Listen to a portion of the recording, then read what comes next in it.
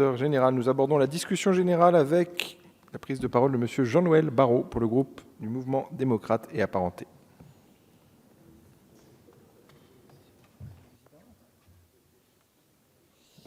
Monsieur le Président, Monsieur le Ministre, Monsieur le Président de la Commission des Finances, Messieurs les rapporteurs, Mesdames et Messieurs les rapporteurs spéciaux, mes chers collègues, à mon tour, je voudrais me réjouir de cet exercice d'évaluation et que nous puissions aujourd'hui tirer les conclusions de ces évaluations au travers de la discussion de ces propositions de résolution.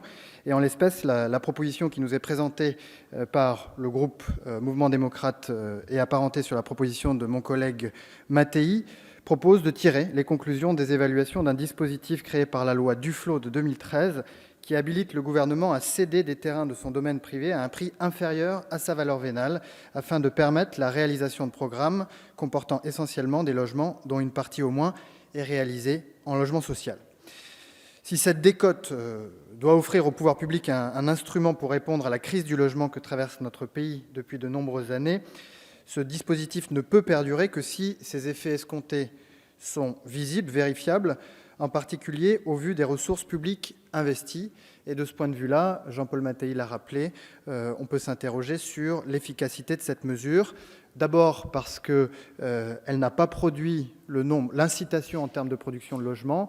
Deuxièmement parce qu'elle fait apparaître des disparités importantes en termes de politique publique à travers le territoire de la République, et enfin parce qu'elle rentre parfois en contradiction avec certains autres objectifs de politique publique en matière de valorisation du patrimoine de l'État.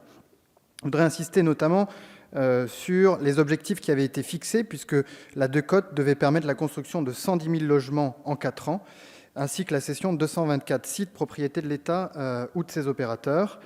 Comme l'a relevé la Cour des comptes, cet objectif ambitieux supposait dès le départ le doublement de rythme observé sur la période 2008-2011. Or, les derniers chiffres disponibles quant aux logements construits et aux cessions réalisées se révèlent bien en deçà des objectifs initiaux. 110 000 logements prévus, 8 000 logements construits ou programmés, dont 6 000 logements sociaux et la réalisation de 85 sites. Donc évidemment des objectifs qui ne sont pas atteints.